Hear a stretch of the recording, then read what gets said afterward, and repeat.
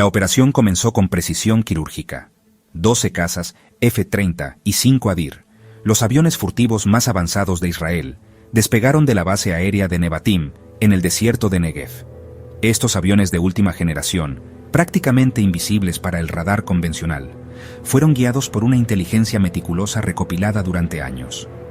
Su ruta había sido planeada durante meses, atravesando el espacio aéreo sirio y luego Irak, explotando brechas en la cobertura de radar que los especialistas en guerra electrónica israelíes habían estado mapeando durante años. El primer objetivo fue Natanz. A las 3:15 de la madrugada, bombas antibúnker penetraron el hormigón reforzado de la instalación, destruyendo salas de centrifugadoras que a Irán le había llevado años construir. Un golpe devastador para su programa nuclear. Las explosiones fueron tan potentes que se registraron en monitores sísmicos de toda la región. En cuestión de minutos, décadas de investigación nuclear se desvanecieron en humo. Pero Natanz fue solo el principio. El paquete de ataque israelí había sido diseñado para paralizar toda la infraestructura nuclear de Irán en una sola noche, una empresa sin precedentes y ambiciosa. En Fordow, la instalación subterránea construida en una montaña cerca de Qom, armas penetradoras especializadas apuntaron a los niveles más profundos, donde operaban las centrifugadoras más avanzadas de Irán, requiriendo una precisión extrema. El Centro de Tecnología Nuclear de Isfahán, donde se sospechaba la investigación de armas, se enfrentó a una andanada de ataques de precisión que dejaron el complejo en ruinas. La audacia de la operación fue impresionante.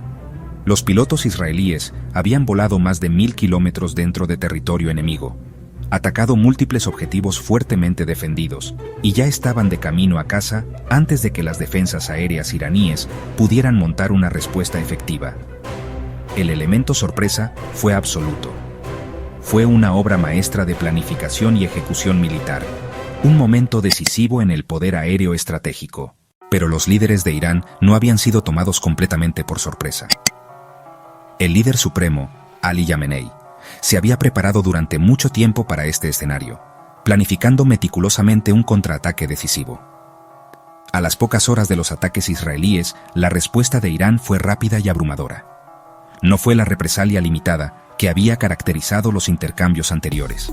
Esto fue una guerra total. A las 6:30 de la mañana, el cuerpo de la Guardia Revolucionaria iraní desató el mayor bombardeo de misiles en la historia de Oriente Medio. Más de 300 misiles balísticos cruzaron el cielo antes del amanecer hacia las ciudades israelíes. Tel Aviv, Haifa, Jerusalén y Eilat fueron atacadas simultáneamente. La magnitud fue sin precedentes. Irán tenía como objetivo abrumar los alardes sistemas defensivos de Israel mediante la fuerza de los números. La cúpula de hierro, el orgullo y la alegría de Israel se enfrentó a su prueba definitiva. Diseñada para cohetes de corto alcance, ahora se enfrentaba a misiles balísticos de medio alcance que transportaban ojivas 10 veces más potentes. El cielo nocturno sobre Israel se iluminó con intercepciones, pero el gran volumen significó que algunos, inevitablemente, lograron pasar. En Tel Aviv, un misil Fateh 313 impactó cerca del Ministerio de Defensa, matando a 12 personas e hiriendo a docenas más. En Haifa, la ciudad portuaria homóloga de Irán, las explosiones sacudieron el distrito industrial, incendiando refinerías de petróleo críticas. El impacto psicológico fue inmediato y profundo. Por primera vez desde la Guerra del Golfo, las ciudades israelíes estaban bajo un ataque sostenido y directo con misiles balísticos. Pero el movimiento más impactante y audaz de Irán aún estaba por llegar. A las 8:45 de la mañana, misiles iraníes impactaron la base aérea de Al-Udeid en Qatar, sede del cuartel general avanzado del Comando Central de Estados Unidos. 18 militares estadounidenses murieron y el centro de operaciones de la base fue destruido. Irán acababa de atacar a Estados Unidos directamente, cruzando una línea roja crítica.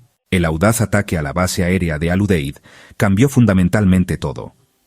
El presidente Trump, quien había estado tratando incansablemente de prevenir una escalada regional, ahora enfrentaba un asalto innegable y directo a las fuerzas estadounidenses.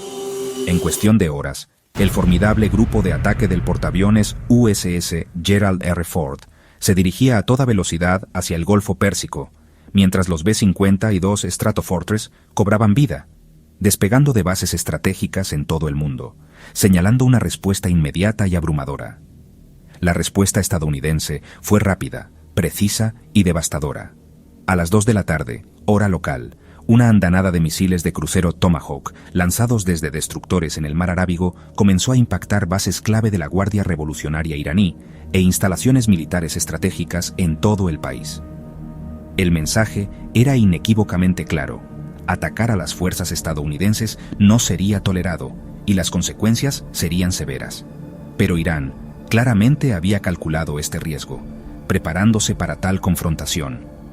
El líder supremo, Jamenei, apareció en la televisión estatal, con voz desafiante, declarando que Irán convertiría el Golfo Pérsico en un cementerio para los barcos estadounidenses, si los ataques continuaban.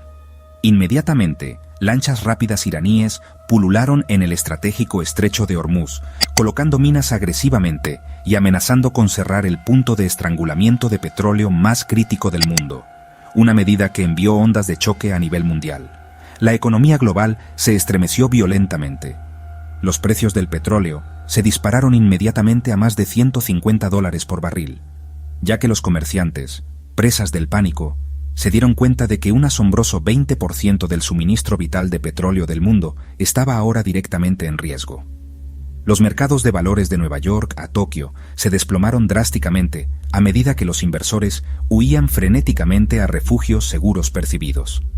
El conflicto, que había comenzado como un ataque quirúrgico y dirigido a instalaciones nucleares, ahora se estaba intensificando rápidamente, amenazando no solo la paz regional, sino la base misma de la estabilidad económica global. Al entrar el conflicto en su segundo día, la batalla por la superioridad aérea se intensificó.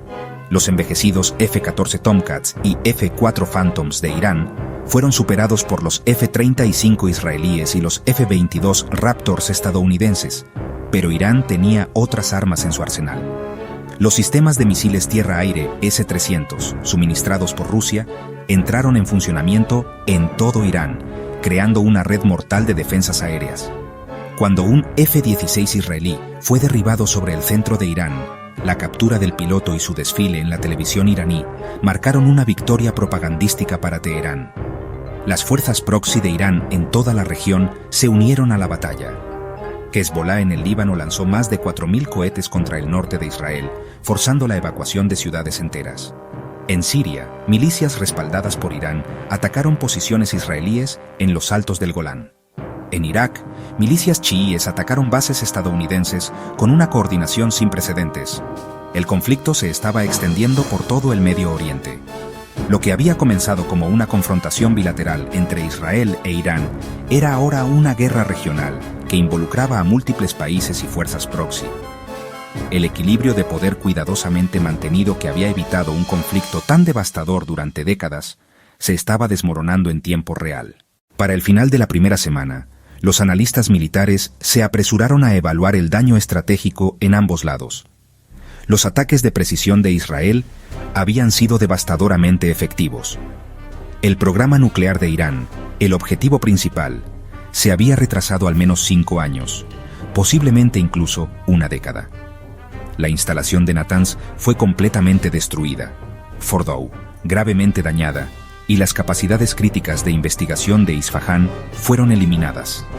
Pero el costo para Israel había sido enorme, superando con creces las proyecciones iniciales. Los rápidos ataques de represalia de Irán habían matado trágicamente a más de 200 israelíes e infligido miles de millones de dólares en daños generalizados. La infraestructura crítica, incluyendo plantas de energía vitales e instalaciones de tratamiento de agua, había sido deliberadamente atacada. El impacto psicológico en la sociedad israelí fue profundo e inmediato. El mito de invulnerabilidad, largamente sostenido, había sido irrevocablemente destrozado. Las pérdidas de Irán, sin embargo, fueron posiblemente aún más graves. Más allá de las instalaciones nucleares, la infraestructura militar del país había sido sistemáticamente atacada e inutilizada. Bases de la Guardia Revolucionaria, instalaciones clave de producción de misiles e instalaciones navales estratégicas yacían en ruinas. La economía iraní, que ya luchaba bajo las sanciones internacionales, ahora enfrentaba un colapso total, ya que sus vitales exportaciones de petróleo se detuvieron de inmediato. El costo humano, trágicamente, fue asombroso. Estimaciones conservadoras sugerían que más de 2.000 militares habían muerto en ambos lados, con las bajas civiles aumentando diariamente. Los flujos masivos de refugiados de las zonas fronterizas crearon una crisis humanitaria inmediata que amenazaba con desestabilizar a los países vecinos y a la región en general. La presión internacional para un cese al fuego aumentó rápidamente a medida que el conflicto amenazaba con salirse completamente de control. China, que depende en gran medida del petróleo de Medio Oriente, lideró urgentes esfuerzos diplomáticos para negociar una tregua. Rusia, el principal aliado de Irán, se encontró en la posición imposible de apoyar a Teherán mientras evitaba la confrontación directa con los Estados Unidos. La Unión Europea, enfrentando una grave escasez de energía a medida que los precios del petróleo se disparaban, exigió una desescalada inmediata. Incluso los aliados tradicionales de Israel comenzaron a cuestionar abiertamente la sabiduría de los ataques nucleares a medida que las consecuencias regionales se hacían evidentes. El avance provino de una fuente inesperada. El príncipe heredero saudí, Mohammed bin Salman, considerado durante mucho tiempo el principal rival regional de Irán, sorprendentemente ofreció mediar entre las partes en conflicto. Los saudíes tenían sus propias razones convincentes para querer que el conflicto terminara. Sus vitales instalaciones petroleras estaban al alcance de los misiles iraníes.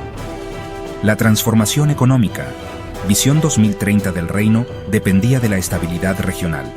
Las negociaciones secretas comenzaron en Riad, con representantes estadounidenses, israelíes e iraníes, reuniéndose bajo estrictos auspicios saudíes. Las conversaciones fueron tensas, con ambas partes exigiendo garantías que parecían casi imposibles de proporcionar. Irán quería garantías férreas de que sus instalaciones nucleares no serían atacadas de nuevo. Israel exigía garantías verificables de que el programa nuclear de Irán seguiría siendo puramente civil.